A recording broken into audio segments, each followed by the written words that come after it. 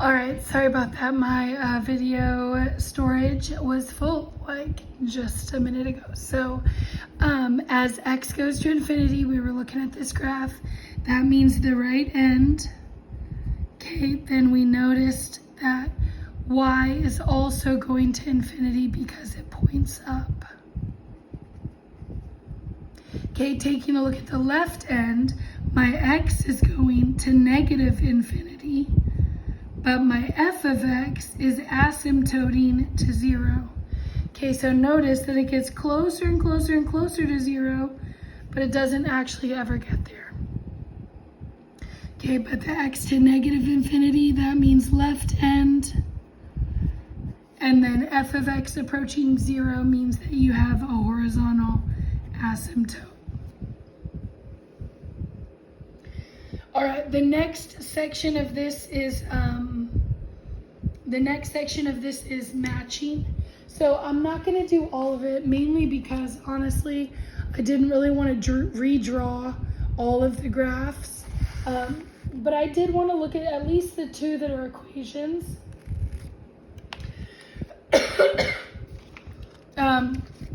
So if I'm looking at this first one, do you notice that I only have an x on top, but I have an x squared on bottom?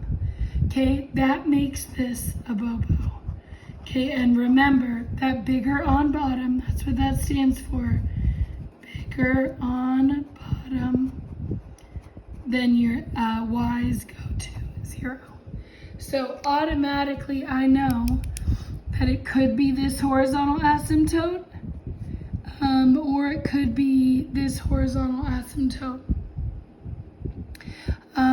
or it could be this horizontal asymptote. Now, this one says 0, which is true, but that's not the only asymptote it has. Remember that any x's left on the bottom are going to give you vertical asymptotes. So what I would say is, if I were taking my test and I wanted to make sure that I did my best on my semester exam, I would look at the graph, okay, just like we did on that other question. So alpha link to open up that fraction, x plus 1, and then I'm going to do x squared plus 4x minus 5. Look at the picture, see how many asymptotes you count.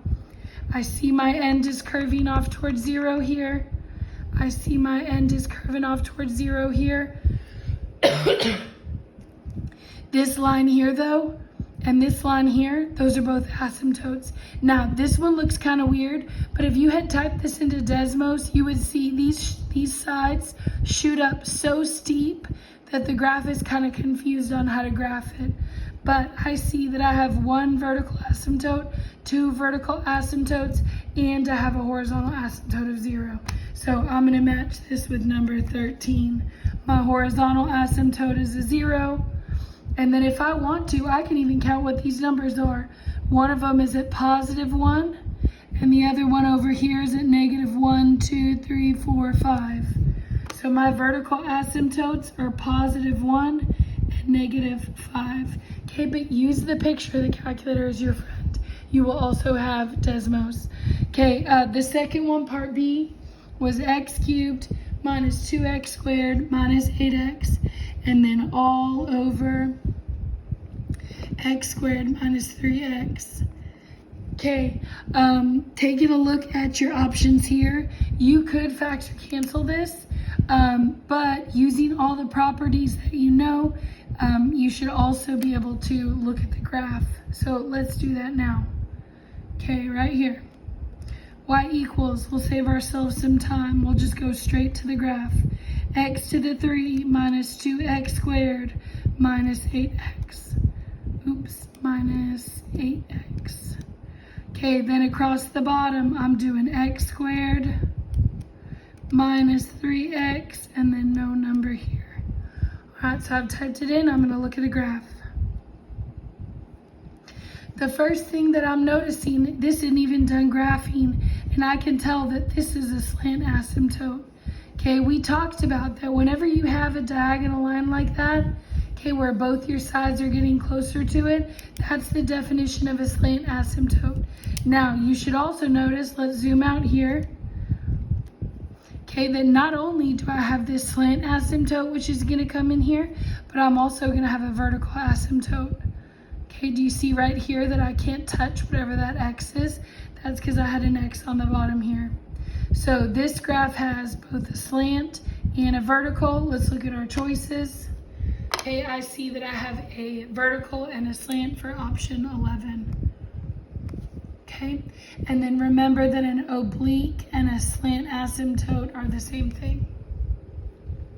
Now, in case you remember, you are going to have a slant asymptote whenever the top is 1 power bigger than the bottom.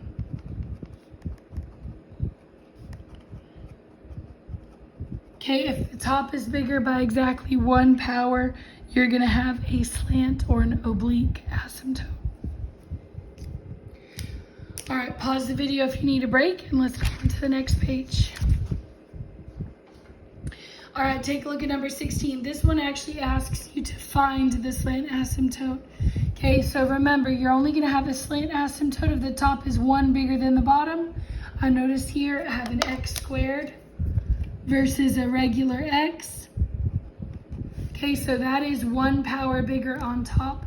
The way that you find the slant asymptote is that you're going to do the top divided by the bottom. So I'm going to do 2x plus 2 divided into x squared plus 5x minus 6. First question that I'm going to ask myself is, what would I times 2x by to perfectly match an x squared? Now, I want you to think about that actually is possible. Okay, if I want to go from x to x squared, I know that I'm going to need an x. But I'm going to have to get rid of this 2 and turn it into a 1. That means I'm going to have to cut it in half. And then remember, you're going to take that half x, you're going to multiply it by both of these terms, and then line it up right here. So half of 2 is 1, and x times x is x squared. Half of 2 is 1, but then I'm going to keep my x. Then remember, before you combine the rows, you're going to subtract or change the signs, which means that x squared minus x squared crosses out. 5 minus 1 is 4x. Then I would ask myself, what will I times 2x by to perfectly match a 4x? Well, 2x times 2 is going to make it a 4x. Then I multiply. 2 times 2x is 4x. 2 times 2 is 4, but then remember, I'm going to change those signs and subtract. 4 minus 4 crosses out. Negative 6 minus 4 is negative 10, which is called the remainder. But remember that your slant asymptote is this right here. So for my slant for number 16, y equals 1/2 x plus 2. Okay, my slant is 1/2 x plus 2. Now, I'm not going to do 17 with you, but I'm going to set it up for you. Okay, if I do the top divided by the bottom for this one, I'm going to have x squared plus 10x minus 20 divided by x minus 4. As soon as you look at that, you should know that you can avoid long division. Okay, this one, you can use the shortcut. I don't know if you remember the shortcut, but if you're dividing by x minus 4, that's where you put the plus 4 in the box, and then you list all your coefficients. Hopefully you kind of remember that. So that'd be a 1x squared, a plus 10x, and then a minus 20, and then blah, blah, blah, blah, blah. Okay, now, if you don't remember the shortcut, you can always use long division. That's totally fine. All right, number 18, you're describing the transformations. I'm going to do a couple of these because they're pretty easy, but hopefully you remember from Algebra 2. Okay, for letter A, the number in the front is a vertical stretch or a compression. In this case, if it's a 4, that's a vertical stretch by a factor of 4. Okay, the reason it's a stretch is because it's a number bigger than 1. Second thing I'm looking for is going to be my shift. I notice the +2 in the parentheses. That means that I'm going to shift to the left 2. That number is always the opposite. And then I have a -7 here in the back. That means down 7. Okay, take a look at letter B. Okay, this one you'll notice that you have a negative in the front. A negative in the front means that you're going to reflect the graph down across the x-axis. Okay, then after the negative, I notice I have a 1/3. Okay, well, if a number bigger than 1 gives me a vertical stretch, then a 1/3 is going to give me a vertical compression. And then it's going to be by a factor of 1/3. Okay, because if it's 1/3, that's the number that told me that this is a compression. Okay, then from there, I know I'm going to shift my graph. If it's a -7, I'm going to go to the right 7. And if it's a +6, then I'm going to go up 6. Okay, the last one from that section that I'm going to do with you is letter D. Okay, you'll notice that for this graph, we know the -6 is to the right. We know the +7 is up. But the problem is, what in the world is going on with this?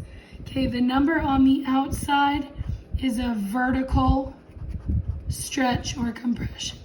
Now in this case, it's a stretch by a factor of 10. Okay, how do I know it's a stretch? Because 10 is a number bigger than 1. I noticed that the end of this previous question is cut off, so I'm just going to zoom over for a second if you need it. Okay, but this number right here, do you notice that it's inside the square root? That means that just like the 6 is always the opposite of what you would have thought, the 2 is the same. So for right here, normally a ×2 means a stretch, but that's actually a horizontal compression. Why is it really a compression? Because it's with x in the square root. Remember, any of your numbers with x really do the opposite. So if that's a ×2, I'm really going to do a compression by a factor of 1/2. Okay, so it's pretty much, if it's on the outside, it's a vertical, you do whatever it says, just like the number at the back here. But if it's with x, it's a horizontal and it's going to be the opposite. Okay, for your next 2 questions, we just got off this logs unit, so I'm just going to do one of them. If your log has a parentheses in it, you're going to work it the exact same way that you would have worked it last week. The 3 comes up to become a cubed. The 1/2 comes up to become a 1/2. The 1/3 comes up to become a 1/3. Okay, and then remember that if it's logs that are added, they end up on top, minus, they end up on bottom. So for my final answer here, I would have the log of x minus 2 cubed times x plus 10 to the 1/2. And then the minus ends up on the bottom, and it's a y plus 5 to the 3rd. Okay, then the last thing that hopefully you remember is that your 1/2 and your 1/3 can turn into roots. So your 1/2 is going to turn into a square root, and your 1/3 is going to turn into a cubic root. Okay, but other than that, it's the same old rules that we've been doing. Okay? So once you have that one completed, go ahead and turn the page. Let's take a look at the next one. All right, we're getting there. Ooh, look, only maybe 2 pages left. Awesome. All right, take a look at the next page. We are doing a couple of logs up here at the top. I'm going to work through number 21. First thing that I'm going to do here is get rid of this 5 here. So I'm going to divide that 5 out of the front. This is what you just took a test over, so there are not very many examples. But that's going to leave me with 2 to the 3x equals 40 divided by 5 is 8. Now, I do not have a copy of the chart with me because obviously I'm at home. But if you looked in your 2's chart, hopefully that you remember that 8 is the same as 2 to the 3. So if I want to convert my 8 here, I'm going to make it 2 to the 3x. 8 turns into 2 to the 3. And then remember that once those bases match, you can cross them out. So my 2 here and my 2 here are gone. And I'll have 3x equals 3. Then from there, I can divide by 3 on both sides. And I know that my x value for the answer is 1. Now, if you were working number 22, I'm not going to do it for you, but it would be very similar. Okay, you would still take your 8 here, and you would turn it into a 2 to the 3. But then if this x was already here, you're just going to kind of group it behind. On this side, 2 to the x minus 12. And then once you get those 2's in common, that's where you can cross that base out, set the exponents equal, and then go to work on it. So 3 times x is a 3x equals x minus 12. I mean, I guess we're pretty much done, so let's just finish it. Minus that x across.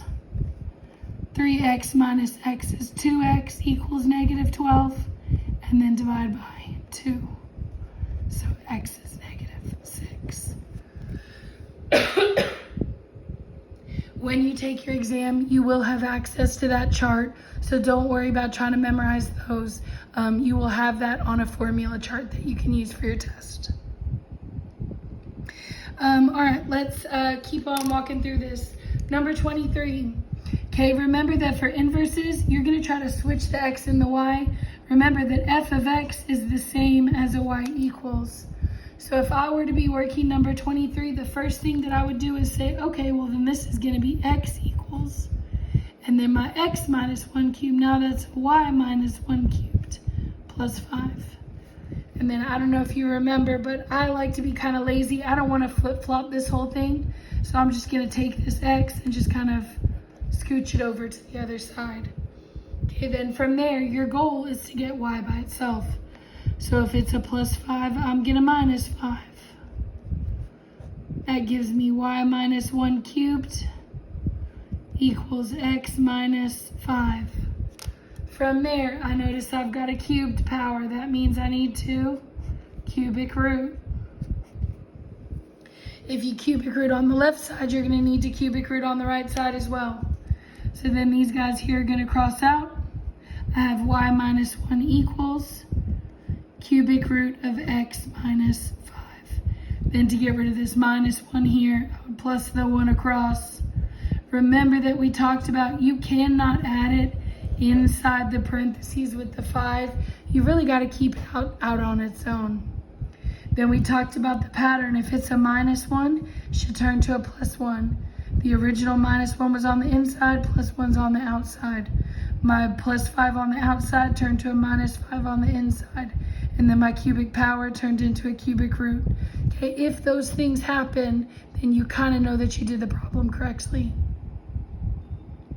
Now, take a look at number 24. If I tried to do the same thing, I know my f of x is really just a y. And then I go to flip-flop the x and the y, and what do you notice? The only letter I had was a y. What's it going to switch with?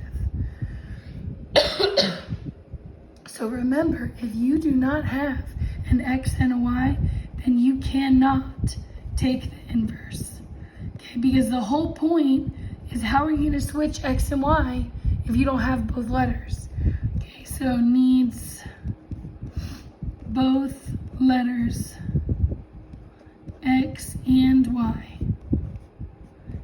to find inverse.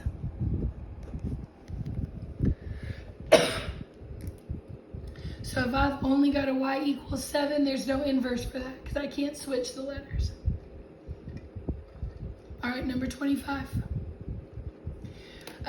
You should remember, we did a whole day of graphing these, that if you have two functions that are inverses, the points for f inverse are the reverse of the points for f of x.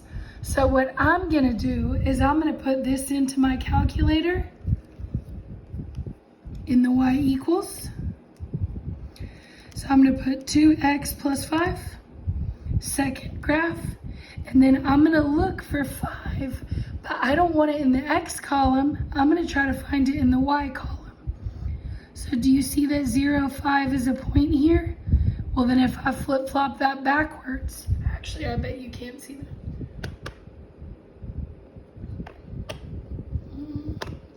Okay, well, maybe you can see it, maybe you can't. There we go. Okay, do you see that 0, 5 is a point here? Well, then if I were to flip-flop that backwards, that would be 5, 0. I see that 2, 9 is one of my original points. Well, then this would have been 9, 2. See that 3, 11 was one of my original points, then that would flip-flop to 11, 3. Remember that you also have a feature like that in Desmos calculator, which you'll have access to. Okay, number 25, you should be able to do that pretty easily. I would say just look for the inside-outside pattern. The only one I want to look at really is E, because there's a question just like that on your exam. What is 5 to the 2x related to 25 to the x? Well, if you remember your chart, what is 5 squared the same as? 5 squared is 25. So if I take my 5 squared to the x, that is the exact same thing as 25x, then these are equivalent. Okay, equivalent is just a fancy word meaning they're the same. Okay, but all the other ones you're gonna check the inside-outside pattern on. So I guess I'll do one more. Let's do B. I've got a minus 6 on the inside, a plus 6 on the outside. That looks good. I've got a plus 7 on the outside. I've got a minus 7 on the inside. That looks good. But I had a cubic root and it turned into a square root. That's a hard no. Okay, that's a neither. So you'll see over here to the side I pushed neither. Okay, squared goes with square root. Okay, and cubed goes with cubed root. You can't be mixing and matching a cubic root and a squared. Those are not inverses of each other. Okay? All right, then you'll do those other two. I'll give you a little hint if you're still listening. One's a yes, one's a no. All right, turn to that last page, please. All right, for the last page here, you have just some kind of solving questions. These are a little bit more PS or SAT, ACT style. So we're gonna let's do, we'll just do all of them, it's fine. All right, so take a look at this one first. It says the cost to feed percent of the population is given by this relationship. Okay, we know that C of P is the cost, and then it says that P is the percent.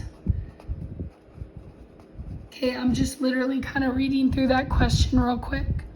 So then it says, find the percent if the population fed costs 12 billion. Well, then I'm gonna put a 12 on the cost side, and then I'm gonna find out what my P would have to be. Now, this is, like I said, kind of more of a SAT type question, but you should know how to solve this from Algebra 2. So I'm going to take that 12 and put it over 1, then I'm going to cross multiply. So I'm going to do 12 times 100 minus P, 12 times 100 minus P equals 415 times 1 is 415. Okay, then I see that my 12 ended up multiplied by two things, so I'm going to distribute it into both. So 12 times 100 is 1200. 12 times minus P is minus 12P. Okay, then from there, I want to get rid of this 1200 here, so I'm just going to minus that across. 1200 minus 1200 crosses out. I have a 12p left over, equals 415 minus 1200 is negative 785. Now, I am a nerd and I love doing this, but look at that and see what I did wrong. Okay, what kind of 12 was that? It was a minus 12. Well, then that matters because now I'm going to divide by negative 12. And then my answer is going to come out positive. Okay, so negative 785 divided by negative 12, that is 65.41. P equals 65.41%. Okay, versus if I had tried to solve this without the negative 785 divided by 12, that would have come out to be a negative percent. That wouldn't have made sense. So just make sure that you're kind of like, just like thinking about stuff as you solve it. All right, last two questions. Take a look at 27. They give you an equation right here. Okay, scanning through this, it says that TI found the revenue produced, that's my R, produced by graphing calculators is a function of the price P. So my P here, that's a price. Okay, so then it says find the unit price if the revenue is 96 and then if the revenue is 30. So I'm going to do the 30 side. So let's say that my revenue is going to be 30. Well, then I'd have 30 equals 16.2 P to the half. Now remember that we talked about a half is a special exponent because a half is the same as a square root. So I'm going to rewrite this with the half as a square root. 30 equals 16.2 square root P. Then remember, I hate when my variable's on the right, so I'm going to be kind of lazy, cross this equals 30 out, put it on the other side. Okay, then remember, my goal is to get P alone. So let me divide this 16.2 out of the front. 30 will not divide evenly by 16.2, but we're just going to divide it anyways to get a number. So 30 divided by 16.2 comes out to be 1.85. And then to get rid of a square root, I'm going to square both sides. So my squared and my square root are going to cross out, and then I'll know what my answer is. Okay, 1.85 squared gives me 3.42.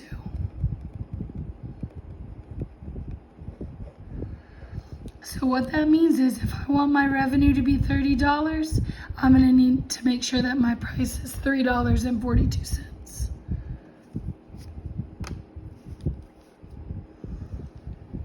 All right. Last question. Take a look at number 28. This time we're not selling calculators, we're selling toys. Okay, so it says the revenue generated by producing a quantity of Q toys is given by, bam, this equation. Okay, so my R of Q is going to be revenue, and my Q is going to be the quantity, okay, which is a fancy way of saying the number of toys. Okay, so then it says find the quantity of toys. So we're trying to find Q. If we want to produce a revenue of 800, then we're going to put our 800 in the R spot. So I'm going to do 800 equals 1200 minus ln of Q. I hate my Q on the right, so I'm going to cross out my 800 because I want to be a little bit lazy, and I'm just going to put the equals 800 over here. Okay, then think about how would I go about getting that Q by itself? Well, I got to get rid of this 1200 first, so I'm going to minus the 1200 out of the way. 1200 minus 1200 is going to cross out. I'll have my ln Q equals 800 minus 1200 is negative 400. We can always fact check that in the calculator. 800 minus 1200 is negative 400. Okay, look at it. What did I do wrong? I bet that you know the answer. That was a negative ln. Okay, and that matters because if I've got a number in front of the ln, then I can't get rid of it yet. That's a negative 1 ln. Then I'm going to divide by negative 1 on both sides. So now my negative crosses out. ln q equals negative 400 divided by negative 100 is positive 400. Okay, and then from there, the way you get rid of an ln, hopefully remember, this was what you just tested over, is that you will e both sides. So then my e and my q are gonna, or my e and my ln are gonna cross out, and I'll have q equals whatever e to the 400 is. Okay, now I picked this question, but I did not really think through how big this answer comes out. So I'll say my bad on that. But e to the 400 k says overflow because it's too big of a number for us to actually get an answer for. So I'm gonna put here for this last question, oops, too big. Okay, because your calculator can't actually calculate that as a numerical value. All right, so your review's due on your semester exam day. Check out the semester exam schedule if you haven't already, and I will see you guys hopefully soon, and email me if you need anything.